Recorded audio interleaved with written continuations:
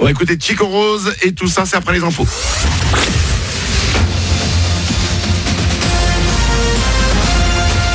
Toute l'actu sur Monaco Menton avec Frédéric Plat. Bonjour, il ne va plus tarder à se pointer, il ne va pas nous lâcher de la journée. Plein soleil pour ce jeudi sur Monaco Menton et toute la Côte d'Azur. 2-3 nuages pourront se balader dans l'arrière-pays, au thermomètre jusqu'à 27 degrés, 19 au réveil à Cap-d'Aille et beau soleil. Demain, on approchera cette fois les 30 degrés, toujours le plus souvent sous le soleil, idem pour le week-end. Et il n'y a pas que du coronavirus que peut vous protéger le masque. On a beau avoir un temps bien calme et de la douceur toujours sur la Côte d'Azur. On a aussi une qualité de l'air qui se dégrade. Un indice moyen à médiocre pour ce jeudi sur Monaco et une bonne partie des Alpes-Maritimes. Cette fois, c'est du sérieux. Après 2 jours de rentrée, les cours reprennent ce matin dans les lycées Mentonnais, Pierre et Marie Curie et Paul Valéry. Et si quelques-uns faisaient encore la grasse mat jusqu'à hier, ce matin, c'est le premier réveil d'une longue série pour des collégiens et lycéens de l'institution Saint-Joseph à Roquebrune-Cap-Martin. Bon courage. Avant de commencer les cours, ils découvrent leur nouvelle ville. Des étudiants de Sciences Po qui viennent parfois du bout du monde ont participé à une course d'orientation dans la cité du Citron.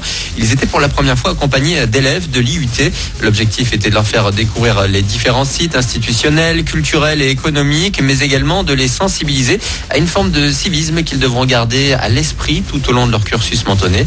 La rentrée officielle est fixée au 14 septembre pour le campus Sciences Po. Les étudiants de l'IUT sont quant à eux rentrés déjà le 1er septembre.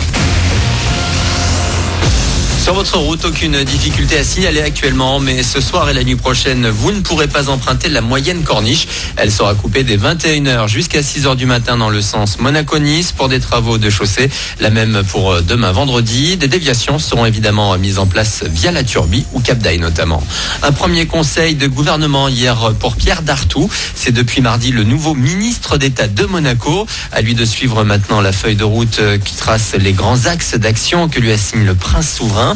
Il doit assister aujourd'hui aux cérémonies de commémoration de la libération de Monaco en ce 3 septembre. Puis il sera également présent lundi dans quelques établissements pour la rentrée des classes du pays.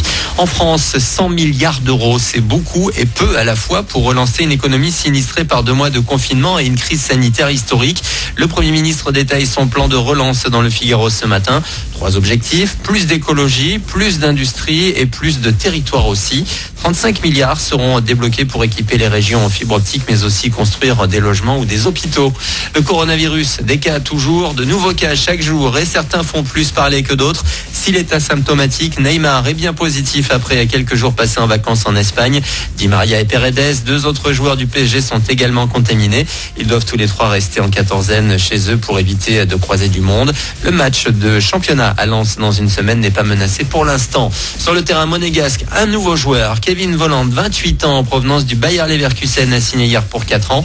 Cet attaquant allemand compte 10 sélections internationales et est impliqué sur 120 buts en Bundesliga. Son transfert est estimé à 11 millions d'euros. On aura peut-être l'occasion de le voir très vite sur le terrain et pourquoi pas dès ce week-end.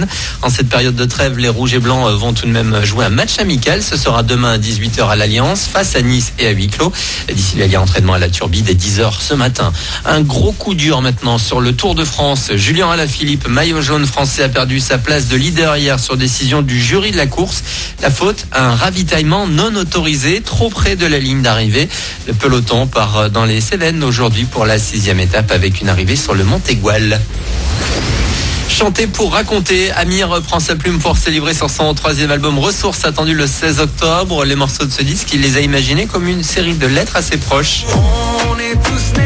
C'est simple et c'est évident pour moi d'abord de penser à mon fils, même s'il ne saura pas lire cette lettre. Un beau jour, il l'écoutera et comprendra ce que je raconte et à quel point il m'a bouleversé. Puis je parle dans cet album à un enfant qui se bat pour vivre en ce moment, qui m'a énormément inspiré. Et j'ai fait une chanson sur le moment où je me suis liquéfié, où j'ai eu le plus peur, la plus grande trouille, le plus grand trac de ma vie, ce que j'ai même pas connu sur les plus grandes scènes que j'ai pu faire.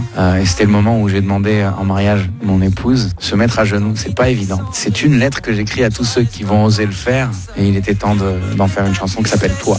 Une interview de Morgane Darrien. Voilà pour votre actu. Bon début de journée à vous. Bon réveil avec Manu.